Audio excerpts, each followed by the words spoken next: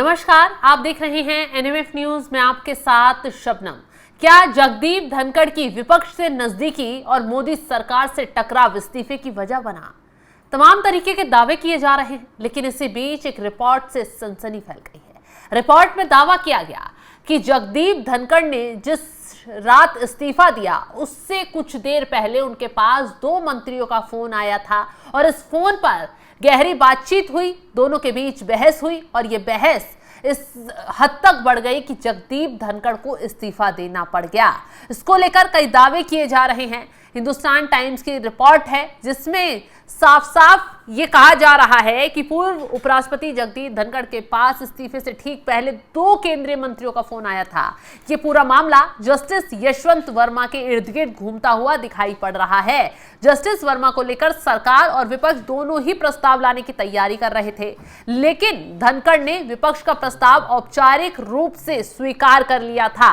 जगदीप धनखड़ ने संसद के मॉनसून सत्र के पहले ही दिन कार्रवाई पूरी होने के बाद इस्तीफे की घोषणा की थी। उन्होंने स्वास्थ्य कारणों का हवाला देते हुए पद छोड़ने की बात कही, लेकिन रिपोर्ट में कुछ और ही दावा किया जा रहा है जिससे हर कोई हैरान और परेशान हो रहा है।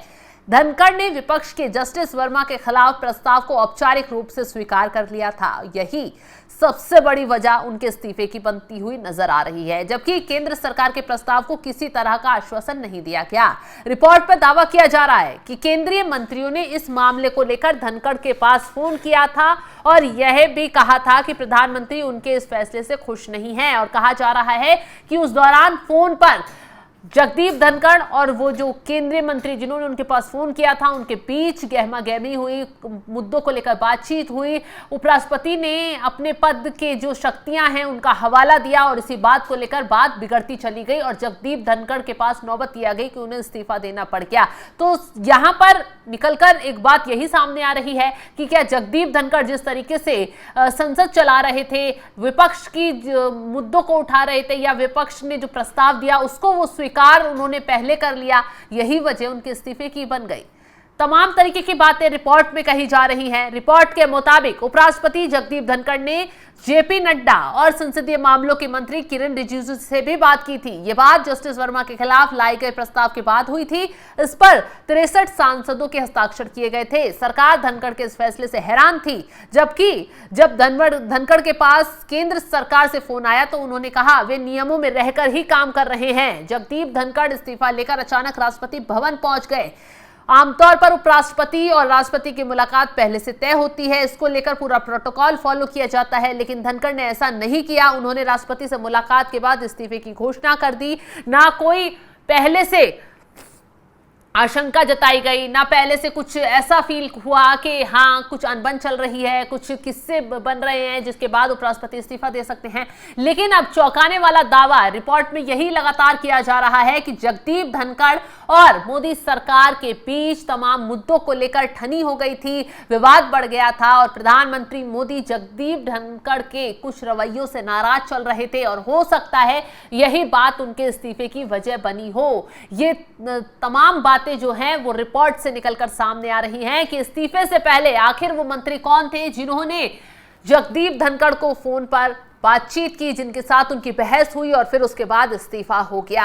हालांकि अब सवाल यह भी आ गया है कि जगदीप धनखड़ ने तो इस्तीफा दे दिया, लेकिन अगला उपराष्ट्रपति कौन होगा और जो भी उपराष्ट्रपति होगा क्या अब जस्टिस यशवंत वर्मा के मामले में वो हस्तक्षेप कर विपक्ष और पक्ष का जो प्रस्ताव है उसे स्वीकार कर आगे की कार्रवाई की जाएगी? क्या ये जस्टिस यशवंत वर्मा को हटाने का प्रोसेस अब शुरू हो जाएगा? संसद में जिस मुद्दे को लेकर जिस पर इशारा किया जा रहा है कि मेन मुद्दा यही रहा है जस्टिस यशवंत वर्मा वाला, जो उपराष्ट्रपति के इस्तीफे की वजह बना है, क्योंकि प्रस्ताव विपक्ष का पहले स्वीकार कर लिया गया, सत्ता पक्ष के प्रस्ताव पर कोई इतना ध्यान नहीं दिया गया। चलिए अब ये भी बता देते हैं जस्टिस यशवंत वर्मा कौन है और क्यों संसद में उनका नाम इतना गूंज रहा है, क्यों उनके नाम पर इतना विवाद खड़ा हो रहा है। दरअसल जस्टिस यशवंत वर्मा अब इलाहाबाद हाईकोर्ट के जज हैं और सबसे बड़ी बात तो यह है कि हाल ही के दिनों में उनके घर में आग लग गई थी और आग बुझाने जब दमकल की गाड़ियां पहुंची, दमकल के कर्मचारी पहुंचे तो उनके घर में बोरे भरे हुए नोट मिले और तमाम नोट जल चुके थे और उन्हें देखकर जांच अधिकारी और जो वहां पर मौजूद थे दमकल के कर्मचारी वो तक हैरान हो गए थे, परेशान हो गए थे। उसके बाद ये मामला धीरे धीरे वहां से फोटो वायरल हुई, वीडियो वायरल हुई, मामला इतना हाई प्रोफाइल हो गया कि जस्टिस यशवंत वर्मा पर सवाल उठने लगे कि आखिर ये भ्रष्टाचार के नोट हैं, ये इतने बड़ी संख्या में नोट कहां से आए, जस्टिस यशवंत वर्मा आखिर ऐसा क्या कर रहे थे जिनके घर में इतनी बड़ी तादाद में नोट रखे गए थे। ये मामला इतना उठा कि उपराष्ट्रपति जिस भी मंच पर जाते थे उस मंच पर जस्टिस यशवंत वर्मा के मुद्दे को उठाते थे, उनके खिलाफ एफआईआर की मांग करते थे, उन्हें पद से हटाने तक की मांग उपराष्ट्रपति जगदीप धनखड़ की तरफ से उस वक्त कर दी गई थी। लेकिन अब कहा जा रहा है कि जस्टिस यशवंत वर्मा के खिलाफ एक्शन का प्रोसेस जो संसद से शुरू होना था वो शुरू हुआ, लेकिन उसी दौरान जगदीप धनखड़ ने उपराष्ट्रपति पद से इस्तीफा दे दिया।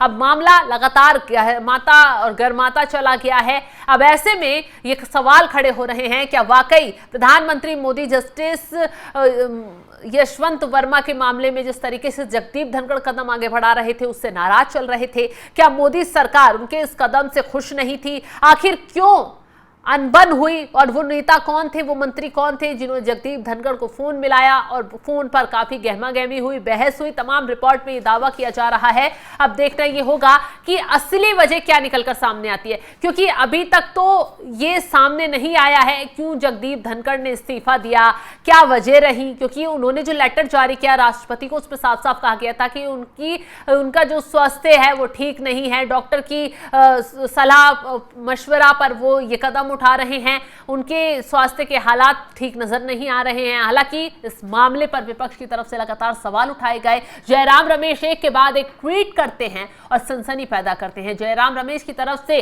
कहा जाता है कि जगदीप धनखड़ से दिन में मुलाकात हुई, सब ठीक था, शाम को बैठकें हुई, सब ठीक था, बिजनेस कमेटी की जो बैठक होती है जिसमें सभी नेता शामिल होते हैं तब तक भी सब ठीक था, लेकिन शाम को 4:30 बजे जब बैठक बुलाई गई उसमें राजनाथ सिंह नहीं पहुंचते हैं, उसमें किरण रिजिजू नहीं पहुंचते हैं। इसकी वजह से कहा गया कि विवाद तभी से खड़ा हो गया था और वहीं से स्क्रिप्ट लिखनी शुरू हो गई थी जगदीप धनखड़ के साथ आगे कुछ होने वाला है। हालांकि शाम होते होते उन्होंने इस्तीफा ही भेज दिया। उसके बाद जयराम रमेश की तरफ से एक और ट्वीट किया जाता है जिसमें सवाल खड़े किए जाते हैं कि प्रधानमंत्री मोदी का सिर्फ ये कहना कि उनका स्वास्थ्य ठीक नहीं है, वो स्वास्थ्य कारणों से इस्तीफा दिया है, ये किसी को हजम नहीं हो रहा। प्रधानमंत्री मोदी सिर्फ इतना सा ट्वीट कहकर अपना पल्ला नहीं झाड़ सकते, कहानी कुछ और है और जल्द निकलकर सामने आएगा। फिलहाल कांग्रेस की तरफ से जिस जगदीप धनखड़ को पद से हटाने के लिए कांग्रेस महाभियोग ले आई थी, बवाल काट रही थी संसद में, तमाम तरीके के आरोप लगा रही थी, वो अब जगदीप धनखड़ के